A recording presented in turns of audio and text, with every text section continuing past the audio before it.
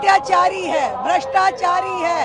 अब हर रावण का अंत होता है और उनका अंत अब आ गया है। डबल इंजन की सरकार बनाए, जहां विश्वास के साथ आगे बढ़ा जाए, जहां विकास के काम होने चाहिए।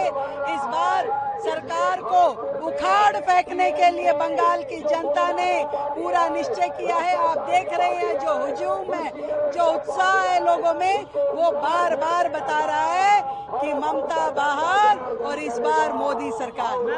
जिस तरीके से लॉ एंड ऑर्डर को लेकर सवाल काफी उठता है, प्रधानमंत्री ने भी कहा है कि बंगाल में लॉ एंड ऑर्डर को सुधारेंगे, घुसपैठियों को खत्म करेंगे। क्या इस बार ये मुद्दा इफेक्ट करेगा? बिल्कुल करेगा। और ये केवल बंगाल की रक्षा का मुद्दा नहीं है, पूरे देश की रक्षा का मुद्दा है। जो घुसपैठिए बंगाल में आते हैं वो हमारे बांग्ला भाई बहनों का अधिकार भी मारते हैं और देश की सुरक्षा के लिए भी खतरा है। तो हमारी सरकार आने के बाद इन घुसपैठियों को रोका जाएगा और यहाँ के जो निवासी हैं उनको सारी सुविधाएं, वो विकास कार्य हमारी सरकार के द्वारा, बीजेपी सरकार के द्वारा दिया जाएगा। बनर्जी कह रही है कि कभी भाजपा बंगाल में नहीं आएगा। ममता अत्याचारी है, भ्रष्टाचारी है। अब हर रावण का अंत होता है और उनका अंत अब आ गया है। डबल इंजन की सरकार बनाए, जहां विश्वास के साथ आगे बढ़ा जाए, जहां विकास के काम होने चाहिए।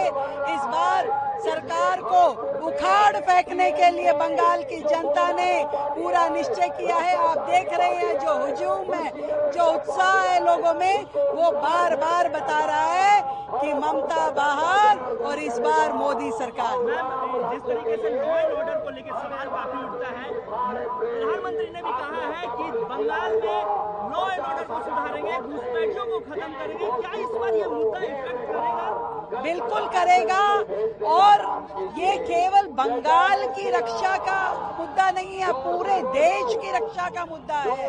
जो घुसपैठिए बंगाल में आते हैं वो हमारे बांग्ला भाई बहनों का अधिकार भी मारते हैं और देश की सुरक्षा के लिए भी खतरा है। तो हमारी सरकार आने के बाद इन घुसपैठियों को रोका जाएगा और यहाँ के जो निवासी हैं उनको सारी सुविधाएं, वो विकास कार्य हमारी सरकार के द्वारा, बीजेपी सरकार के द्वारा दिया जाएगा। बनर्जी कह रही है कि कभी भाजपा बंगाल में नहीं आएगा। ममता अत्याचारी है, भ्रष्टाचारी है। अब हर रावण का अंत होता है और उनका अंत अब आ गया है।